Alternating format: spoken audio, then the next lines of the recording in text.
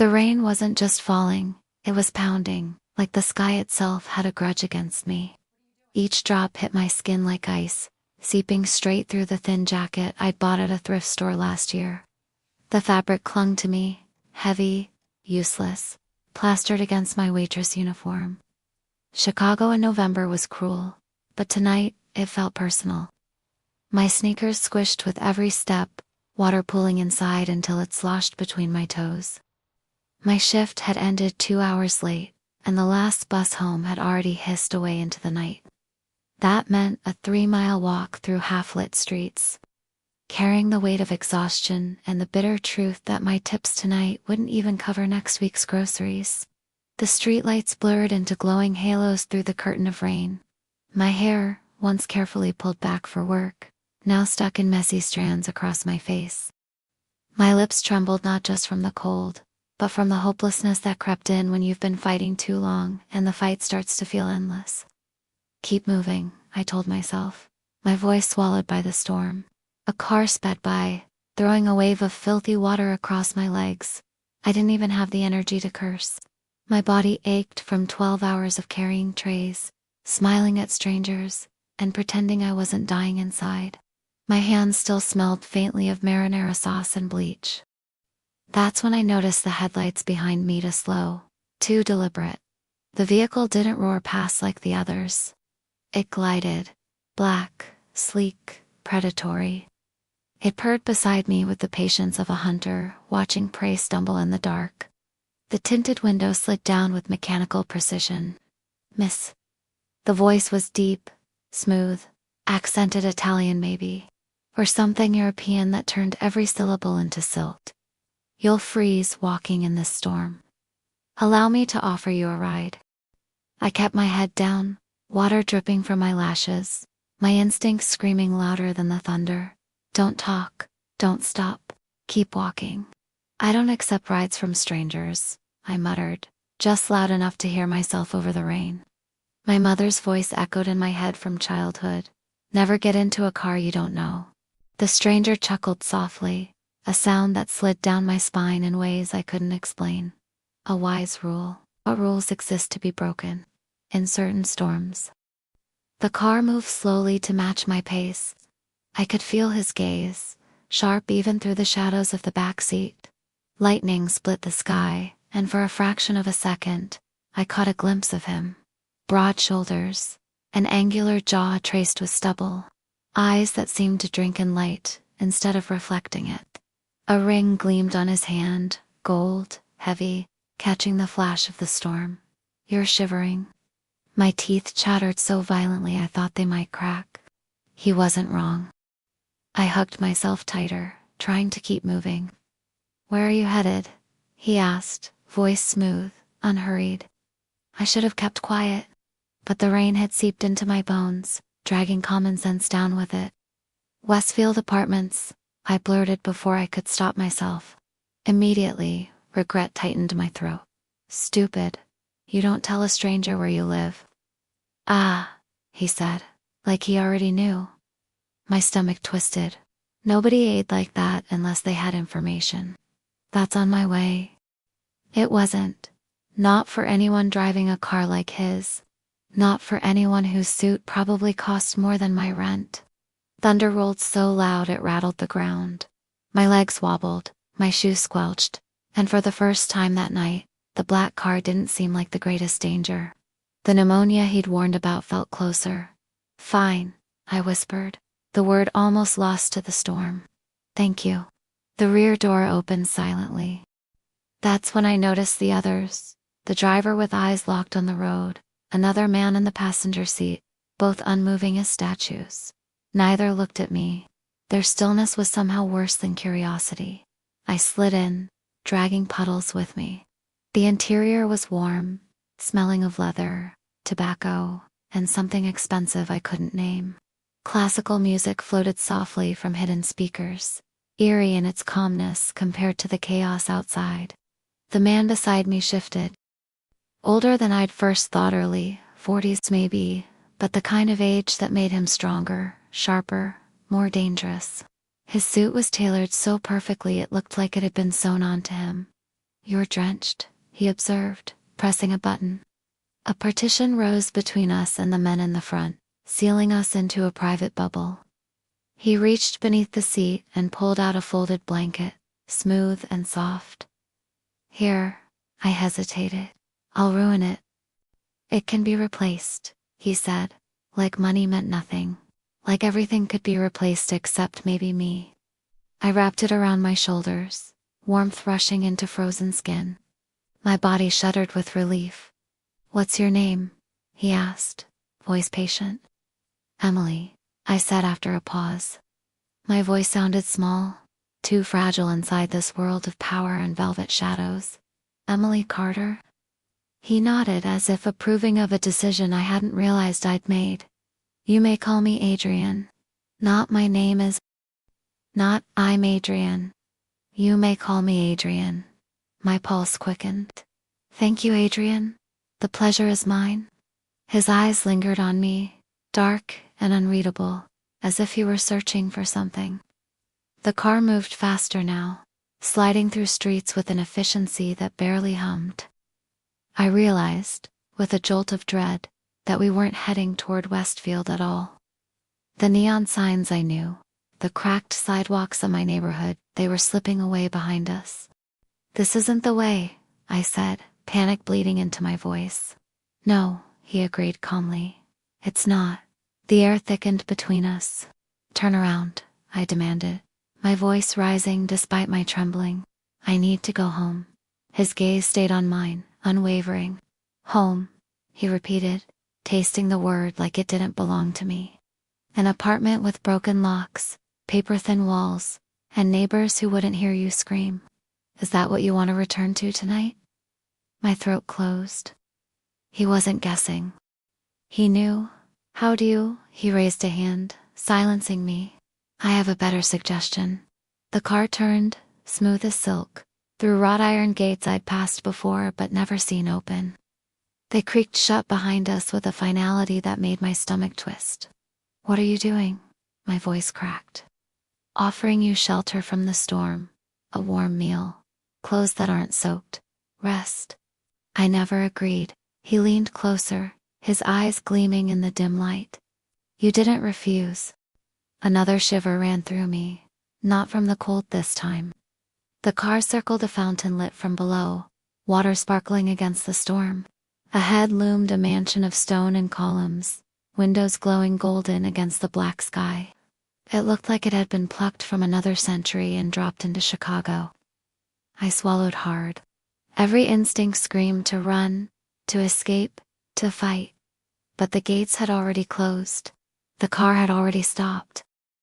And Adrian Moretti's eyes were still fixed on me, patient, certain, as if I'd been expected all along. The door opened. Rain and wind rushed in, mixing with the warmth inside. Just until the storm passes, he said softly, a hint of something like amusement tugging at his lips. I hesitated, my hand frozen on the door handle. Was I stepping into safety? Or into the kind of danger you never escape? The storm followed me inside, clinging to my clothes, dripping from my hair, pooling on the marble floor. The doors shut behind me with a sound that didn't belong to wood. It was heavier, metallic, final, like a vault locking. I froze. The foyer stretched out in front of me like the lobby of some forgotten palace. A chandelier blazed above, crystals scattering fractured light across a ceiling painted with scenes I couldn't quite make out. My entire apartment could have fit inside this entrance hall, twice.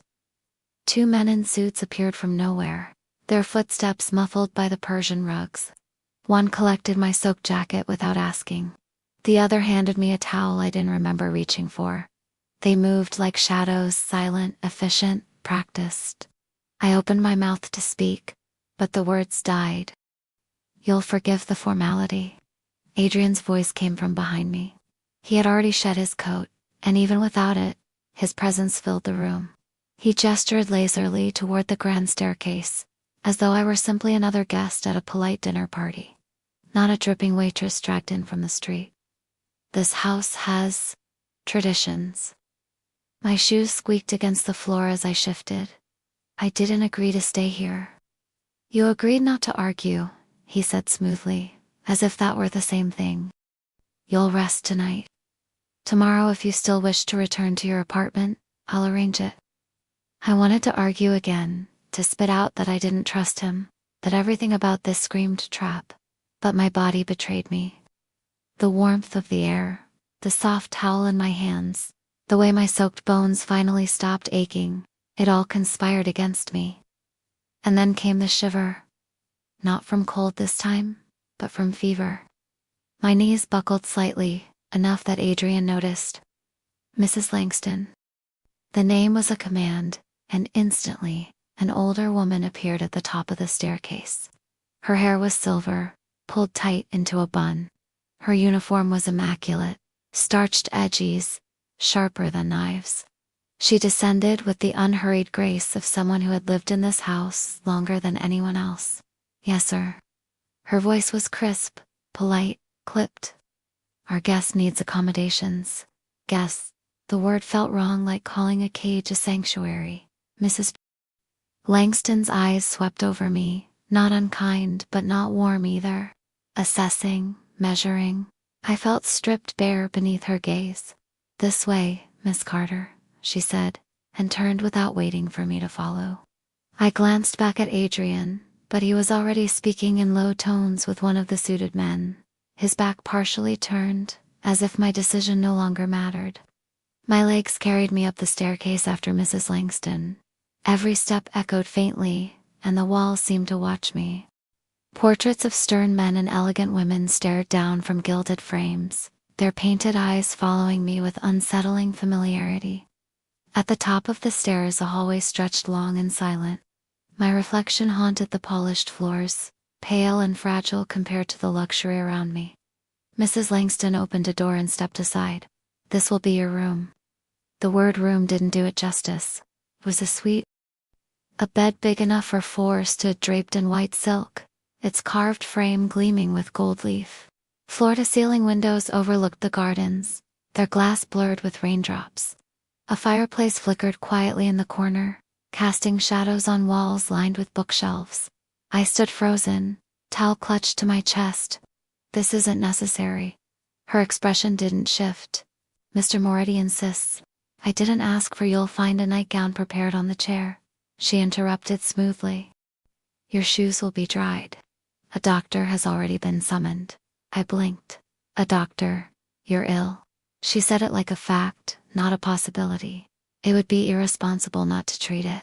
Something inside me snapped. This is insane.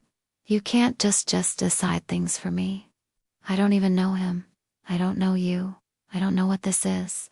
Mrs. Langston's eyes softened, barely, like the faintest crack in marble. I understand. It will make sense. In time?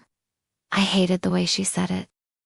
As if she already knew what I would choose, what would happen, as if my future was a script she'd read years ago. I pressed my back against the wall, searching for breath. The heat of the fire seeped into me, weakening the anger, replacing it with exhaustion. My vision blurred for a second. You should rest, she said gently now. Arguing won't change anything tonight. And with that, she slipped out, the door clicking shut behind her. I ran to it immediately. The handle turned but only halfway. Locked. From the outside. My stomach dropped. I stumbled back to the bed and sat heavily. The silk blanket cooled beneath my trembling hands. The storm still rattled against the windows, but it wasn't as loud as the storm inside me. Guest? Prisoner? Which one was I? The fire popped softly, and I noticed the folded nightgown on the chair. Pale blue silk, delicate lace trimming. My name, Emily, embroidered on the collar in silver thread. My blood ran cold. I hadn't told anyone my full name. Not Mrs. Langston. Not the suited men. Only Adrian. I picked up the nightgown, fingers trembling. The fabric was soft as water against my skin. Too perfect. Too precise. Someone had planned this. My reflection in the mirror stared back at me, pale and damp, clutching a garment that didn't belong to me but had been waiting, as if it always had. A knock jolted me. Sharp, deliberate. Miss Carter. Mrs. Langston's voice, muted through the wood. The doctor will see you shortly. I opened my mouth to protest, but no sound came. Fever made my head swim. I dropped the gown back onto the chair and collapsed into the bed, the mattress swallowing me whole. The last thing I saw before my eyes closed was the embroidery, gleaming faintly in the firelight. Malaya's, if my name had been claimed by this house, stitched into its fabric long before I'd ever arrived. And just before sleep pulled me under, I thought I saw a shadow cross the window, too tall, too still to be a tree in the storm. Watching, I woke to the sound of murmurs. Low voices, not mine, not in my dream. For a split second, I thought I was still at the diner, co-workers gossiping near the coffee machine. But then velvet curtains came into focus, and a ceiling painted with constellations I didn't recognize. The air smelled of wood smoke and lavender polish, not burnt espresso and garlic bread. The voices belonged to two people, one male clipped and professional, the other female, polite but firm. She's running a fever, the man said. Exhaustion, most likely. Early signs of pneumonia. She'll need rest. She's stubborn, Mrs. Langston replied. I doubt she'll agree. The fog in my head lifted enough for me to realize I wasn't alone. My body tensed. I pushed myself upright, but the sudden movement made the room tilt. A glass of water wobbled on the bedside table, and I grabbed it before it spilled. My throat was raw, my voice a whisper. What? What's happening? The man turned toward me, middle-aged, clean-shaven, with a stethoscope slung around his neck like a badge. His suit wasn't a white coat, but it was just as authoritative. Miss Carter, he said, calm as if we were in his clinic and not a mansion where doors locked from the outside. You've been overworked, underfed, and exposed to the elements. Your body gave out. You need 3 days of bed rest. I clutched the blanket tighter around myself. 3 days. I can't. I'll lose my job. You'll lose more than that if you collapse again, he replied evenly. Lungs don't forgive carelessness. I didn't ask for you, I snapped, though my voice cracked. No, he said. But someone else did. My gaze flicked to Mrs. Langston. She didn't move, didn't flinch, just watched. You'll take the medicine, the doctor continued. Sleep, eat, and when you wake, you'll feel stronger. He placed 2 pills on the nightstand, beside a silver tray that hadn't been there before. A steaming bowl of broth, bread, butter. The kind of meal you'd give someone fragile. My stomach twisted not from hunger, but from suspicion. How do I know this isn't I? Stop myself. Poison. Saying it aloud would sound insane. The doctor's expression didn't change. If Mr. Moretti wanted you harmed, Miss Carter, you'd hardly be in silk sheets. Mrs. Langston's eyes narrowed slightly, warning him. The doctor packed his bag and left. The door clicked shut again. I turned on Mrs. Langston. Why am I here? What does he want from me? Her face was smooth marble. You're safe. That's all that matters. Safe. I laughed, bitter and broken. I'm locked in. My clothes are gone. A stranger knows my name, my address, probably what I had for lunch last week. That isn't safety. That's the door opened before I could finish, Adrian.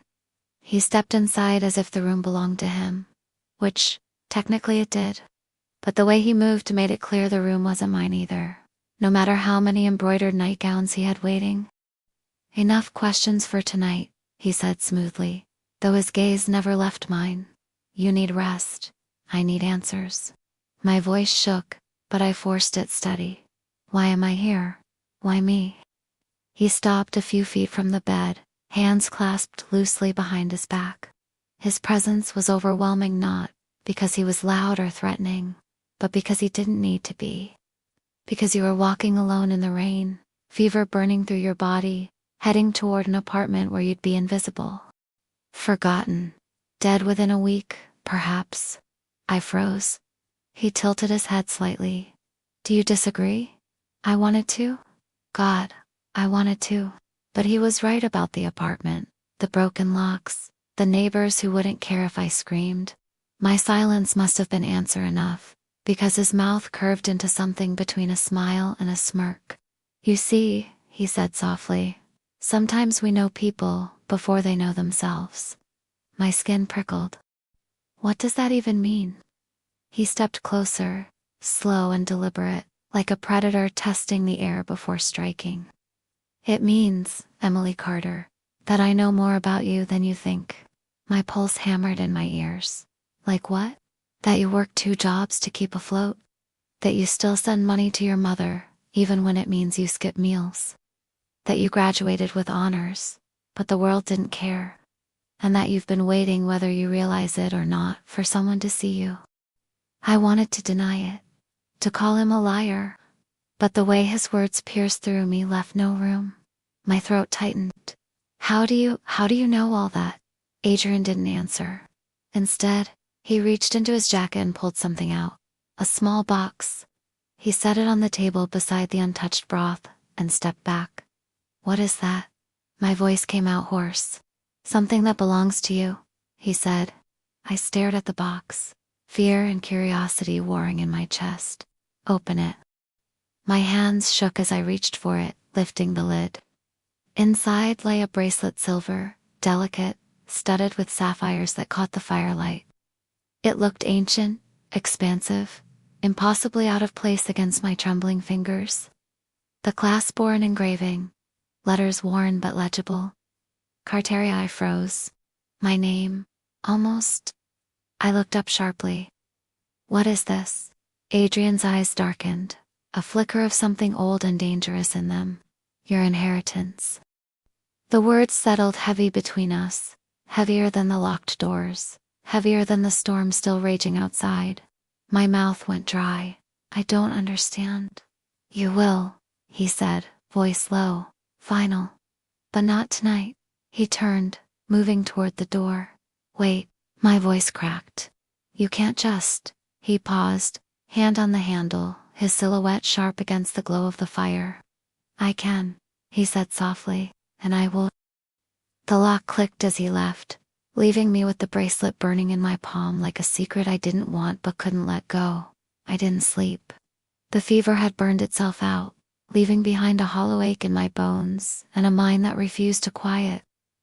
I turned the bracelet over and over in my hand, the sapphires catching the firelight, the engraved name haunting me. Carter. So close to mine. Close enough that it couldn't be coincidence. By dawn, I had convinced myself I would get answers or die trying. The lock clicked just as the first pale light spilled through the curtains. My body tensed. The door opened, and Mrs. Langston stepped inside, balancing a tray. Breakfast, she said simply, setting it on the table near the window. I don't want food, I snapped. I want out. Her expression didn't shift. Mr. Moretti will see you in the solarium after you've eaten. And if I refuse? Then he'll still see you, she replied, her tone calm but immovable. The door clicked behind her as she left. My fists clenched. The room, for all its silk and firelight, felt smaller with every breath, like the walls themselves were leaning closer. When the knock came again, an hour later, it wasn't Mrs. Langston, it was him. Adrian Moretti stepped inside, dressed in a charcoal suit that seemed to drink in the morning light. His presence filled the space as naturally as the fire had the night before. You look stronger, he said, his gaze assessing. You're going to explain. I held up the bracelet, my voice trembling with both fear and defiance. What is this?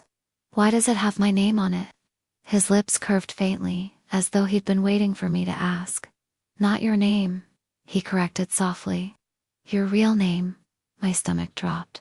What are you talking about? My name is Emily Carter. Carter, he repeated, tasting the syllables like they were sour. Then he reached into his jacket and withdrew something thin and worn, a photograph. He held it out to me. I hesitated, then snatched it from his hand. The edges were frayed, the colors faded, but the faces were unmistakable. A man tall, dark-haired, with the same stubborn chin I saw in my own reflection. His arms slung casually around a younger Adrian, both of them standing in front of a nightclub, neon lights blurring behind them. The man was smiling, carefree, alive. My breath caught. That's my father, I whispered. Adrian's gaze never left mine. James Carter? No, I shot back, heat rising to my face. His name was James Carter. He left when I was 5. I haven't seen him since. Because he chose to leave, Adrian said evenly. Chose to cut the E from his name and the ties that came with it. But names, Miss Carter, are not so easily erased. The photograph shook in my hands. You're lying. He stepped closer, his shadow falling over me. Am I? I stared at the picture, at my father's face beside his, a version of him I had never known. Harder, sharper, alive in a world I couldn't comprehend. My chest tightened. Why are you showing me this? Because your father owed me a debt, Adrian said quietly. One he died before he could repay. The word debt lodged like a stone in my throat. What kind of debt? The kind that doesn't disappear when a man runs, he replied, his eyes darkening. The kind that falls to blood. I shook my head violently. No. Whatever he did, that's his problem, not mine. Blood doesn't ask permission, Adrian said. His tone wasn't cruel, but it was merciless. It demands. My hands trembled. This is insane. I'm not part of your world. I serve pancakes and refill coffee. I live in a 1-bedroom dump. You've made a mistake. His gaze softened, but it didn't waver. No mistake. Your father knew this day would come. That's why he left you with nothing. To keep you hidden. To keep you small. Tears pricked my eyes, unbidden, hot and angry. You expect me to believe my father was some kind of criminal? I expect you to believe what's in front of your eyes, Adrian said, his voice low, steady. Your father was a man of this world. A man who tried to escape. And now, you his only heir are left with the consequences. My breath came ragged, my grip on the photograph tightening until my knuckles went white. What do you want from me? Adrian studied me for a long moment, then lifted the bracelet from my hand and fastened it around my wrist with surprising gentleness. Not what I want, he said. What you're owed. The metal was cold against my skin, heavier than it should have been. Like a shackle, I wanted to tear it off, to fling it across the room, but something stopped me. Maybe the way his fingers lingered a fraction too long against my pulse. Maybe the flicker of something almost human in his eyes. Or maybe it was the gnawing, terrible thought that he was telling the truth. Adrian stepped back, his voice turning businesslike. You'll have choices soon, but first to listen. You'll learn. You'll decide whether to claim your name, or abandon it forever. And if I abandon it, my voice was barely a whisper. He smiled faintly, though there was no warmth in it. Then you'll find that walking away is not so easy. Your father tried. He failed. You may not be given the same grace.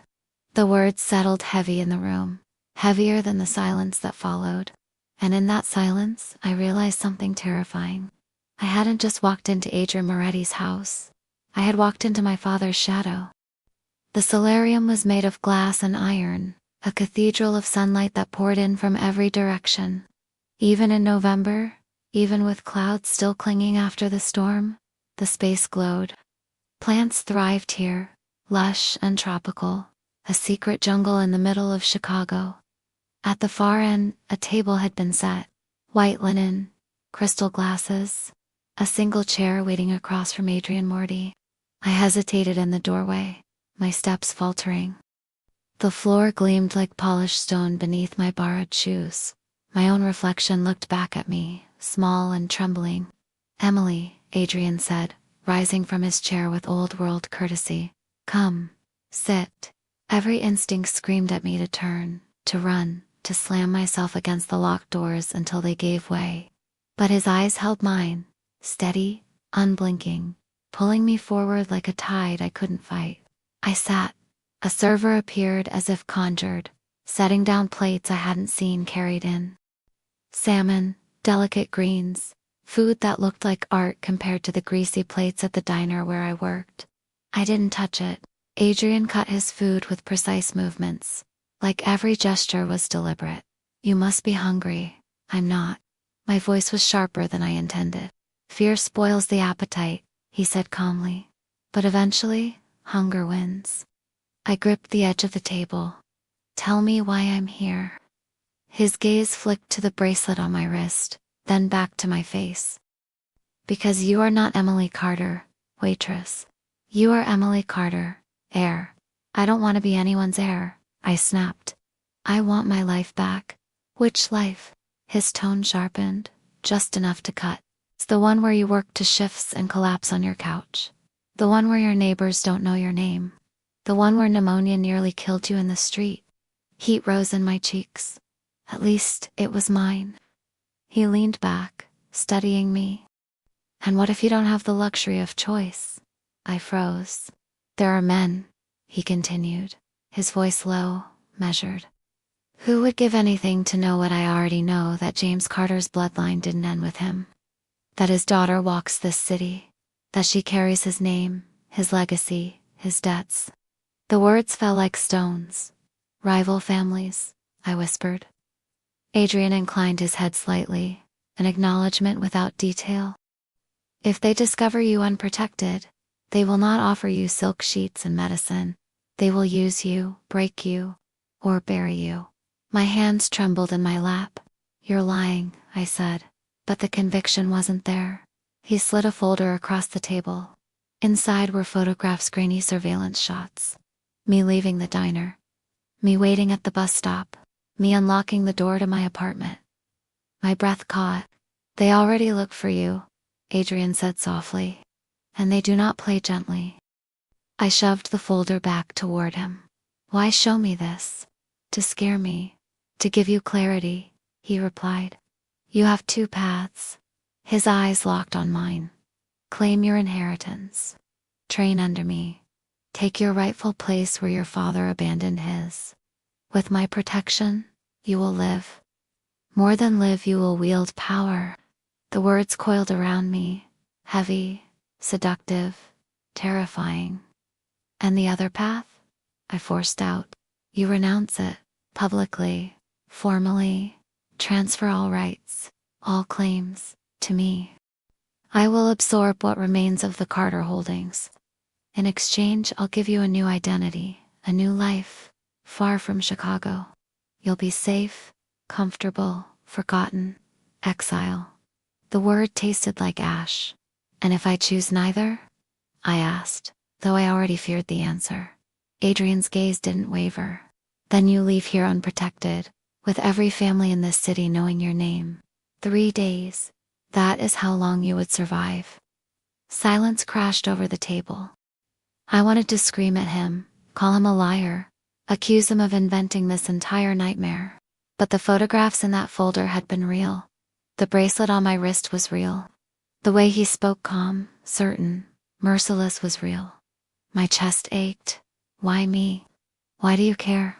For the first time, his expression flickered, something almost human flashing in his eyes. Because blood binds us all, Emily, he said softly. Your father was my brother in every way but blood.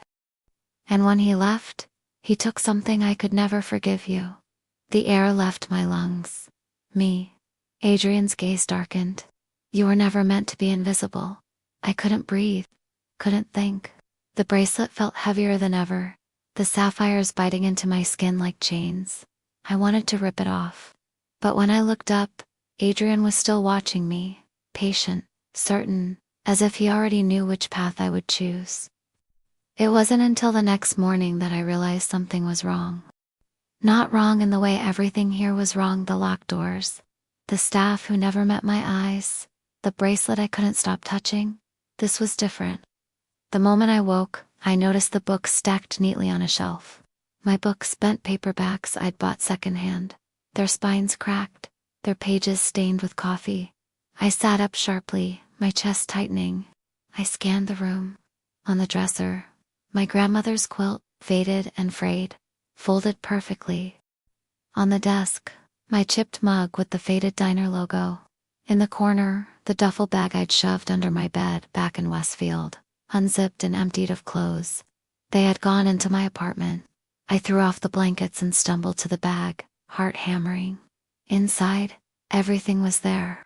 My wallet, my cheap phone, the little keychain with pepper spray attached. Nothing missing. Which somehow made it worse. They hadn't stolen anything. They had taken everything. The door opened before I could process it. Mrs. Langston entered, her expression as calm and composed as ever. "I see you've noticed," she said, glancing at the books, the quilt, the mug. "Mr. Moretti thought you might be more comfortable with familiar surroundings. Comfortable." My voice cracked. "You broke into my apartment. You went through my things. That's not comfort, that's invasion." Her eyes softened, just a fraction. "You won't need to return there. Your lease has already been handled." "Handled," I repeated, bile rising in my throat. "You mean paid off? Cancelled? You had no right." "You'll understand in time," she murmured. I wanted to scream, to rip every book off the shelf, to throw the quilt into the fire just to prove this place couldn't swallow who I was. But my body betrayed me again, weak, exhausted, hollow from too many emotions. Mrs. Langston set a tray down on the table. "Toast, tea, honey." My stomach growled even as I glared at her. "Eat," she said simply. "You'll need strength." "For what?" I demanded. Her silence was answer enough. When she left, I paced the room like a caged animal. My own things looked alien here, as if they had been stolen not from my apartment but from my life. Nothing belonged anymore, not the silk walls, not the chipped mug, not even me. I pressed my forehead to the cool glass of the window. The gardens stretched below, manicured and endless, with tall walls at their borders. Beyond, the faint glitter of the Chicago River. Somewhere out there, the world kept moving. Diners opened. Buses rumbled. People complained about the rain and never knew how lucky they were to be free in it. A sound pulled me back, a low murmur, voices in the hallway outside my door. I held my breath, listening. "I already know she's here." The words sent ice down my spine. "Families are restless. If they confirm she's alive, Moretti won't let them near. Not while she's under his roof." Silence, then footsteps fading. My pulse thundered in my ears. They were talking about me. Rival families. The danger Adrian had warned me about wasn't distant, it was already circling. I sat back on the bed, clutching the bracelet as if it could anchor me. That's when the door opened again. This time, it wasn't Mrs. Langston. Adrian. He stepped inside, his suit as immaculate as yesterday's, his eyes sharper, darker. He looked at me, at my books, my quilt, the mug on the desk. "You brought my things here," I said before he could speak. My voice trembled with fury. "I did," he admitted. "I want you to feel at home." "This isn't home." He studied me, unbothered by the venom in my tone. "It will be, in time. You don't get to decide that." His gaze locked on mine, steady, unyielding. "Emily, everything that touches your life is already in motion. Whether you accept it or not, the families know who you are. They're watching, waiting. And if you step outside these walls unprotected, you will not survive." The words echoed the whispers I'd overheard, and dread spread cold and heavy through my chest. My hands trembled as I clutched the bracelet tighter. "So that's it. I'm trapped here, until I become what you want me to be." Adrian's expression didn't change, but his eyes darkened. "Not what I want. What you were born to be." The room seemed smaller, the walls closing in, the bracelet burning against my skin. And for the first time, I realized he wasn't exaggerating. The world outside already knew my name. The bracelet burned against my skin as though it had a pulse of its own. I sat on the edge of the bed, trying to breathe, but the walls pressed closer, the silence too heavy. Outside, the gardens lay still, soaked from the storm. And yet I felt eyes on me, everywhere. The door creaked open without a knock. Adrian Moretti filled the doorway. He didn't need to speak. His presence was enough to change the air in the room.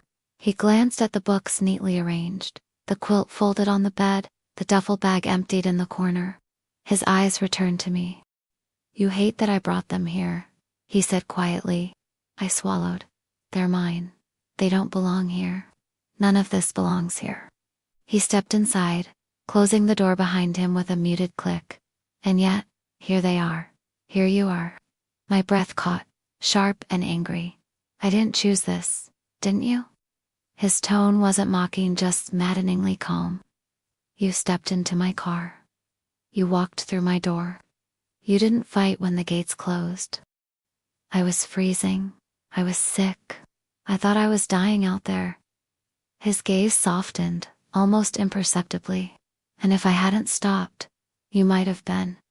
The fire inside me sputtered, because the truth sat heavy between us. Part of me had been grateful when that door opened, when warmth replaced the storm. I shook my head violently. "You don't get to twist this. You made me a prisoner." Adrian walked closer.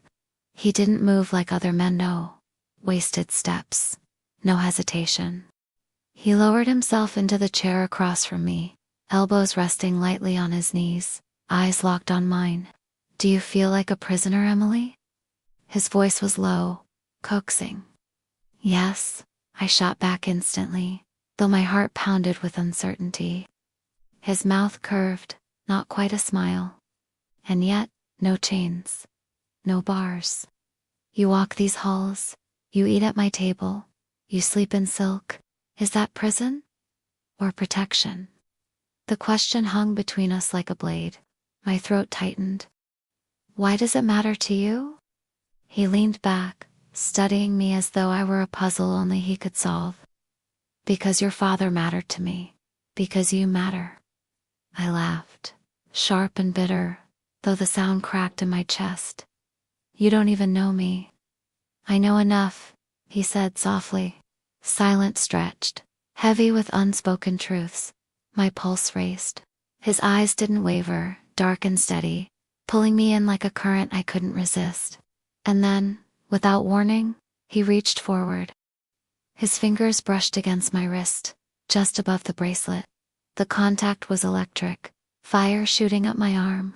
I pulled back, breath catching. "Don't." But the damage was done. The spark lingered, hot and dangerous, as though some part of me had betrayed the rest. "I don't want to be here," I whispered, though the words rang hollow even to my own ears. "You don't want to admit you belong here," he corrected. Before I could reply, a sound shattered the air. A sharp crack, glass breaking. Then another louder, closer. Adrian's expression hardened instantly. He rose in one fluid motion, his calm replaced by lethal focus.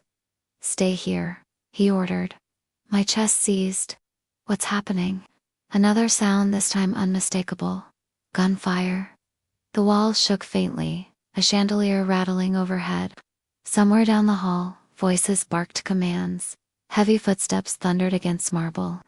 Adrian was already at the door when Dmitri appeared, a pistol in his hand, his expression carved from stone. "East wing breach," Dmitri said, his accent thick, clipped. "Two vehicles at the gate. They're armed." My blood turned to ice. Armed. Vehicles. Breach. Adrian's jaw tightened. "Get her below." Dimitri's eyes flicked to me, unreadable now. "No." I stumbled to my feet, panic clawing at my throat. "What's happening?" "Whew, families." Adrian cut me off, his voice sharp, merciless. "They've come for you." My knees nearly buckled. "For me? Move." Dmitri barked, crossing the room in 2 strides. His hand clamped around my arm, not cruel but unyielding. Adrian's gaze locked on mine, dark and burning. "Do not fight him. Do not run. You'll live, if you listen." Then he was gone, disappearing down the hall toward the gunfire. Dmitri dragged me from the room, his grip iron around my arm. The mansion that had felt too quiet before now roared with chaos, boots pounding, shouts echoing, the distant crack of gunfire ricocheting off stone walls. "Where are we going?" I demanded, my voice shrill. "Safe room," Dmitri muttered. "Basement." I stumbled down the hallway, nearly tripping over the long silk hem of the borrowed dress I wore. My heart slammed against my ribs, each beat louder than the last. As we turned a corner, I glimpsed them through a tall window, figures in black, vaulting the outer wall, weapons glinting in the dim light. My stomach lurched. They weren't after Adrian. They weren't after his empire. They were after me. Dimitri shoved me down a staircase, each step echoing like thunder. The air grew colder, damper, the walls narrowing. We reached a steel door at the end of the corridor. Dimitri keyed in a code, the lock clicking open. He pushed me inside. The room was stark, bare walls, a cot, shelves stacked with supplies. No windows, only silence. "Stay," Dimitri ordered, already turning back toward the chaos. "Wait," my voice cracked. "What about Adrian?" Dimitri paused, his hand on the door. His expression didn't soften, but his eyes held something I couldn't name. "If he falls," Dimitri said quietly, "none of this will matter." The door slammed shut, the lock engaged with a finality that stole my breath. Alone, trembling, I sank onto the cot, clutching the bracelet on my wrist. The sounds above: gunfire, shouting, the crash of breaking glass echoed faintly through the floor. Each one a reminder that my world was no longer mine. Adrian had warned me. The families wouldn't wait. And now they were here. The silence was the worst part. It wasn't real silence, not exactly. The room hummed faintly with air circulation, and above me, distant thuds rattled the ceiling like angry fists pounding on a coffin lid. But compared to the chaos I'd just been dragged through, the shouts, the gunfire, the breaking glass, this basement felt like the grave itself. I curled against the cot, arms wrapped around my knees, every muscle in my body strung so tight I thought I'd snap. My throat burned with the need to scream, but my voice stayed trapped inside me. I tried to focus on the bracelet. The sapphires glinted faintly in the dim light, the engraving Carter catching every flicker. It looked delicate, fragile, like something that should have belonged to a grandmother, or been tucked away in a museum. But it weighed on me like iron. I twisted it, over and over, as if I could unwind the truth from its cold metal. The voices outside grew sharper, closer. I heard the bark of orders in a language I didn't recognize. Russian, maybe, or something harsher, filled with consonants and rage. Then gunfire again, louder. I flinched so hard I toppled from the cot, the concrete floor slamming into my knees. I pressed my palms to my ears, heart slamming, but the sounds still came one after another, sharp cracks, then silence, then more. Minutes passed. Or hours. Time lost meaning. I thought of my old apartment, the chipped paint on the bathroom mirror, the radiator that hissed like it was alive, the way the walls smelled faintly of mildew every time it rained. That place had been hell, but it had been mine. And here I was, in a cage lined with steel, waiting for a stranger to decide if I lived or died. "This is your father's fault." The thought came bitter, uninvited. He left, he ran, and now you're the one hunted for debts you never made. Tears blurred my vision, but I refused to let them fall. If the walls had cameras, and I knew, deep down, they did, I wouldn't give Adrian the satisfaction of seeing me break. Then silence. Not the muffled chaos I'd grown used to. Not the pounding footsteps overhead. Just stillness. My chest tightened. Silence could mean victory, or it could mean death. The lock turned. I scrambled back, heart hammering. The steel door swung open. Adrian stood there, framed in the doorway. His white shirt was ruined, streaked with blood, some not. I couldn't tell. His suit jacket was gone, his tie discarded. His face was cut along the cheekbone, the skin raw and red, but his eyes burned brighter than ever. He stepped inside and shut the door behind him. The air shifted instantly.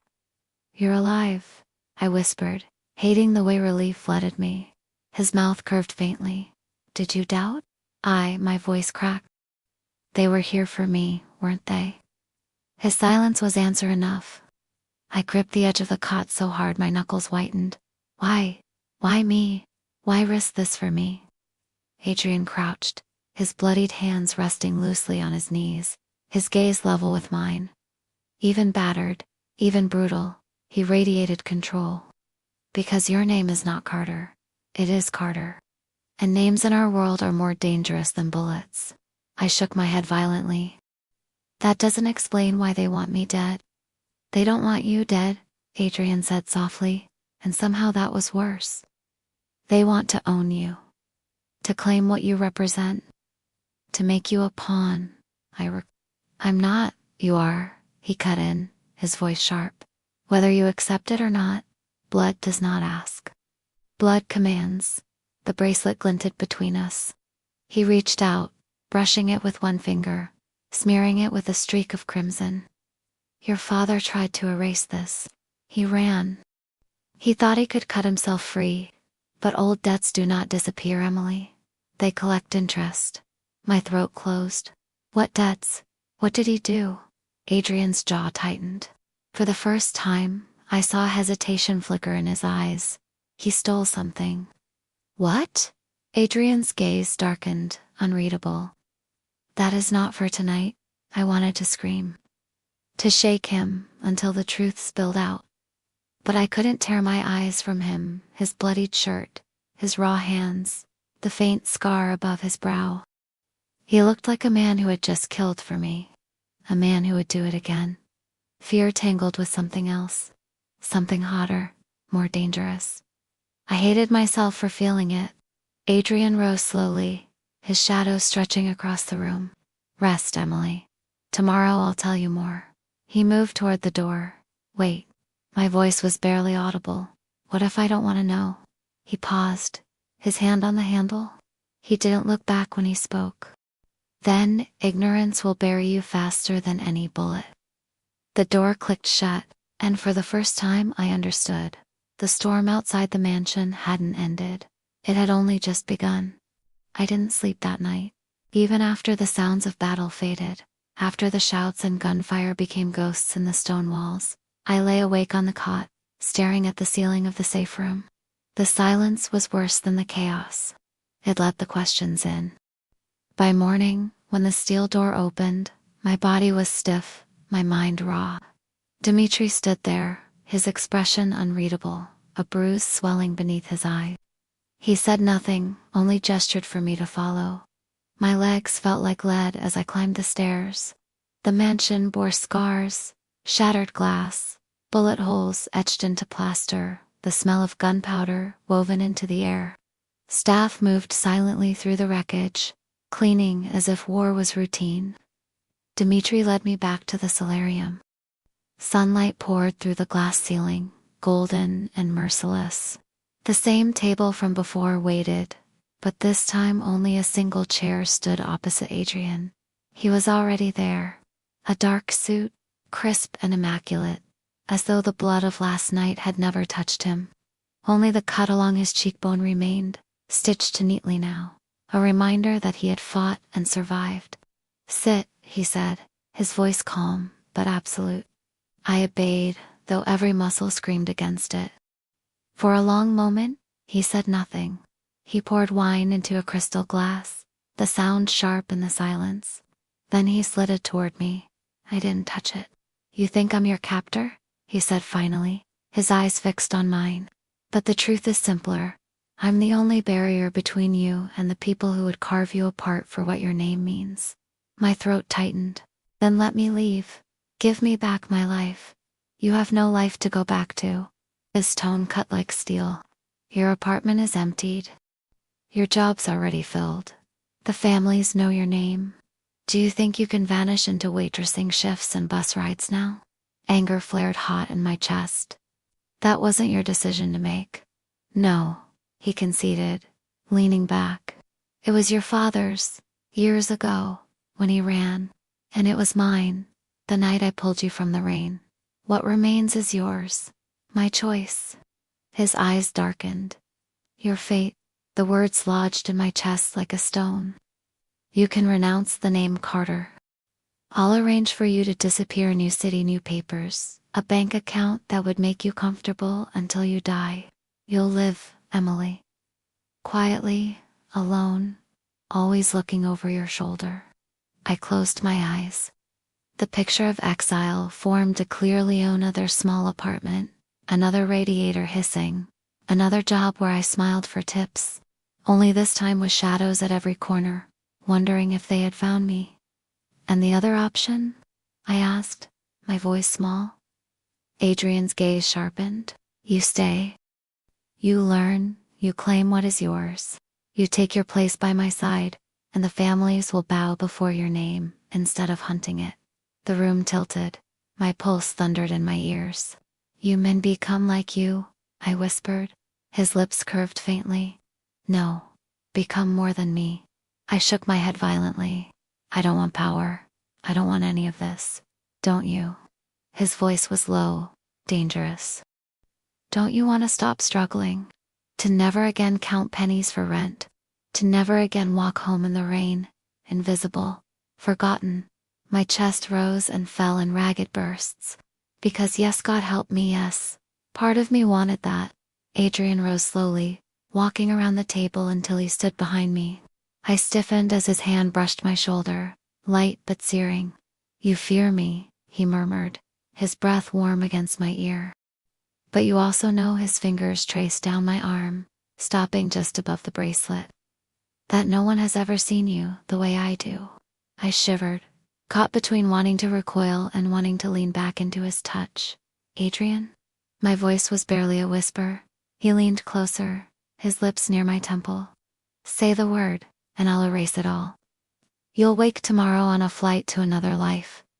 No bracelet, no name, no chains. I turned, my face inches from his. His eyes burned, dark and endless, drawing me in. And if I stay? I asked. His mouth curved into the faintest smile. Then you become fire. The space between us pulsed. My body leaned forward before my mind could stop it, my lips parting with the breath I couldn't catch. His hand tilted my chin, slow, deliberate. The world narrowed to the brush of his thumb against my skin, the nearness of his mouth, the electricity sparking in the air between us, and then he pulled back. The loss was a wound. You're not ready, he said softly, though his eyes betrayed a storm. When you decide, it must be with certainty, because once you choose, there is no return. He stepped away, leaving me trembling in the chair, my skin still burning from where he'd touched me. For the first time, I understood what terrified me most. It wasn't the families outside. It wasn't the debts my father had left. It was the possibility that I might choose Adrian not out of fear, but out of something far more dangerous. The mansion didn't tremble this time, it roared. The night split open with the staccato of machine guns, the windows rattling in their frames as if the house itself feared collapse.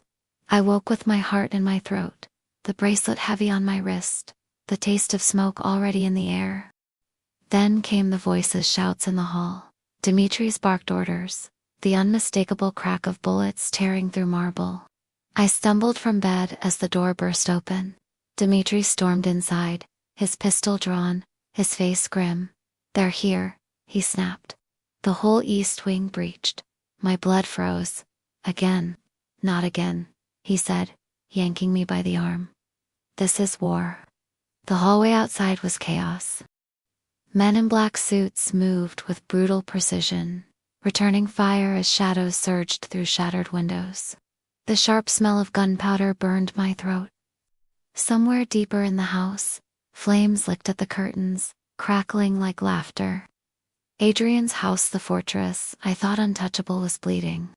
Dimitri dragged me toward the staircase, but my body refused. My legs locked, my voice cracked as I shouted over the gunfire. Where is he? Dimitri didn't answer. Where is Adrian? I screamed. As if summoned, a figure emerged from the smoke at the far end of the hall. He looked carved from the chaos, shirt, torn blood streaked across his side, pistol in hand.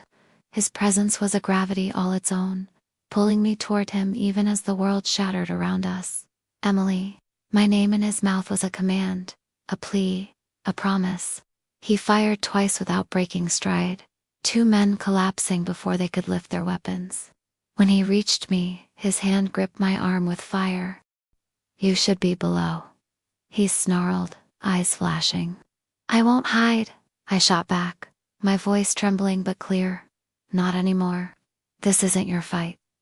"It's already mine," I said. "Because I choose it. Because I choose you." For a second, the storm in his eyes broke.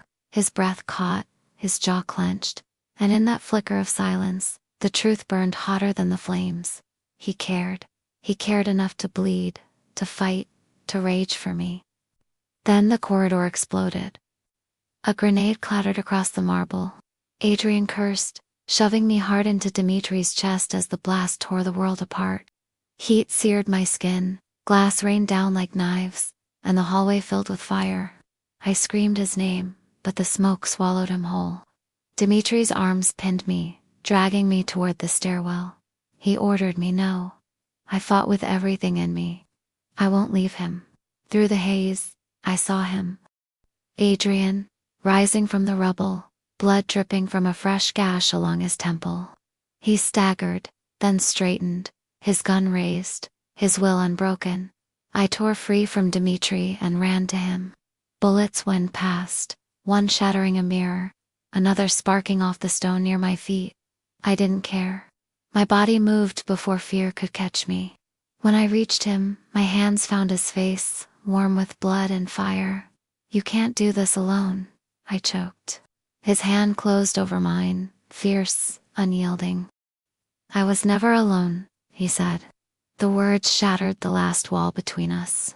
His mouth crashed into mine, rough and desperate, a kiss born not of romance but survival, of fury, of need. The world burned around us, and still the only thing I felt was him, his breath, his grip, his fire. When he tore away, his forehead pressed to mine, his voice was ragged. "Now you're mine. In life or in death." Before I could answer, Dimitri's shout cut through the smoke. "They're falling back." Gunfire sputtered, then faded. The last masked figure retreated into the night, leaving silence and ruin in their wake. The east wing was destroyed. The air reeked of blood and ash. The mansion groaned as if mourning its wounds, and Adrian swayed where he stood. My arms shot out, catching him as his knees buckled. His weight dragged me down, but I refused to let him fall. His blood soaked into my borrowed clothes, hot and endless. "Adrian," I begged, my voice breaking. "Stay with me." His eyes found mine through the haze, dark and heavy. His hand lifted weakly, brushing the bracelet on my wrist. "You chose." His voice was barely a whisper. "Remember that?" Then his eyes fluttered shut. I screamed his name, clutching him as Dimitri rushed forward, shouting for medics, for stretchers, for anything. The mansion swarmed with his men, voices urgent, feet pounding. But I only heard my heartbeat, frantic and breaking, as I held Adrian against me. I had chosen him. And now I had to fight to keep him alive. The smoke lingered long after the last gunshot faded. It clung to the walls, settled into the curtains, burned my lungs with every breath. The mansion was scarred bullet holes in marble, shattered chandeliers littering the floor. Flames still hissing as staff hurried with buckets and extinguishers. But none of it mattered. All I saw was Adrian, pale and heavy in my arms, his blood staining my hands. "Stay with me," I whispered, rocking him against me as chaos whirled around us. "Don't you dare leave me now." Dimitri knelt beside us, pressing a cloth to Adrian's side. His face, always so unreadable, tightened with something like desperation. "He needs the doctor. Now." The medics came, voices sharp, hands quick. They lifted Adrian onto a stretcher, but his fingers clung to mine, refusing to let go. I stumbled alongside, unwilling to break the fragile thread between us. They carried him to a room I hadn't seen before: stone walls, a long oak table now converted into an operating surface. The doctor muttered orders, pulling supplies from leather cases, working with brutal efficiency. I stayed at Adrian's side, my hand locked in his, my heart in my throat. "Emily," Dimitri said behind me, his voice firm. "You should leave. This will not be, I'm not leaving him." My voice was steel. For once, Dimitri didn't argue. Hours blurred into minutes, or minutes into hours. I couldn't tell. I only knew the sound of Adrian's breathing, shallow but steady, and the warmth of his hand in mine. When the doctor finally straightened, sweat on his brow, he muttered, "He'll live. He's too stubborn not to." Relief crashed over me so hard my knees nearly buckled. The room emptied, leaving just us. I sat by the bed where they'd laid him, brushing damp hair back from his forehead. In sleep, he looked younger, less untouchable. The sharp lines of power and control softened, revealing the man beneath the armor. I leaned closer, whispering into the silence. "You terrify me, Adrian Morty, and God help me, I think I love you for it." His eyes opened, I gasped, caught. "You shouldn't," he rasped, his voice rough but alive. "Love me." "Too late," I said, tears spilling down my cheeks. "You can't tell me what to feel." His lips curved, faint but real. "Stubborn. Like your father." I shook my head fiercely. "Don't compare me to him." He ran. "I'm staying." Something shifted in his gaze then, something that wasn't power or control, but gratitude, wonder, maybe even fear. "You'd bind yourself to me," he whispered. "To this life? Knowing the danger. Knowing what it costs." "Yes," I said, steady. "Because it's not the name I'm choosing. Not Carter, not the legacy. I'm choosing you." For once, Adrian had no answer. His hand rose, trembling, and cupped my cheek. His thumb brushed away my tears. "I've killed for you," he murmured. "I'd burn this city for you. But this?" His eyes locked on mine, dark and endless. "This is the first time I've lived for someone." The breath caught in my throat. My heart slammed, not from fear, but from the truth in his words. I leaned down, and this time the kiss wasn't desperate or fierce. It was slow, tender, the kind that healed instead of burned. His lips tasted of salt and smoke, but beneath it was something pure, something mine. When we parted, his forehead rested against mine. "Stay," he whispered. "I will," I promised. Not because of the Carter name, not because of my father, because of us. Outside, dawn broke. Pale light spilled through shattered windows, illuminating ruins that somehow looked less like loss and more like survival. The house still stood. We still stood. And for the first time, I felt not trapped, not hunted, but free. Because I had chosen.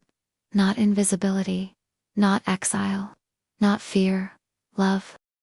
Adrian's hand found mine, our fingers intertwining, stronger than blood, stronger than legacy, stronger than the storm. And in that dawn, among ashes and silence, I knew. Whatever battles waited, whatever secrets remained, we would face them together. Not as prisoner and captor, not as heir and protector, but as two souls who had found each other in the fire and refused to let go. And that's the end of part 1 of this story. If you enjoyed it, please support me by leaving a like. And if you want to hear part 2, make sure to subscribe to the channel. Tell me from which corner of the world you're listening. I love it when you interact in the comments. Thank you for spending your time with us. God bless you, and see you soon.